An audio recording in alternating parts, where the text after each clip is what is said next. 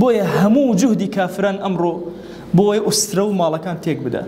لەو تارێکە عەرزم کردوون یەکەم قەڵای موسڵمانە کە خلافەتی ئیسلامیە ڕوخاندویانە هێرش لەسەر قەڵای دووهەمە ئەیانەی ئوسترەکانمان تێک بدەن. بەڵام ئوسترەی ئێمە و خێزانی ئێمە زۆر لەوە گەورەتێکە بە کافران تێکچێ. دوای مردن کاری ئێمە دەست پێ ئەکا، دوای مردن ئیشی ئێمە دەست پێ ئەکا.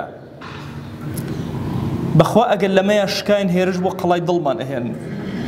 بۆی ئەبێ کەسی ئیماندار زۆر بە وریایی مامەڵەکە گەشتی ژیانی خۆی لەگەڵ مناڵەکانیە گەشتێک نەبێت لەگەڵ مردن یا کۆتایی پێبێ، گەشتی وەفا بێ، گەشتی خواناسی بێ. چەند شیرینە کەسێک بچێتە سەر گۆڕی باپیرە گەورەی نەنکی بیان دۆزێتەوە بچێ دوعایکی خێریان بۆ بکە بپارێتەوە لە ڕەب العالەمین. چەند شیرینە گەنجێک دەست بەرزەکاتەوە بەو باپیری خۆی بیر ناکە، وەچەکان و ذوڕیەتی خۆی بیر ناکە لە دوعایە. بۆی ئێمە ئیماندار لەناو ئەم ململانێ قوڵە جیهانیی کە ئەمڕۆ هەیە ئەبێ شێوازی بیرکردنەوەی خۆمان گۆڕی بێ. ئەوان هەموو ئیشێک لەسەر تێشکانی مادەی ئێمە ئەکەن، بەڵام لە معنای ئومەتی ئیسلامیە هیچیان پێ ناکرێت دەستەوسانن.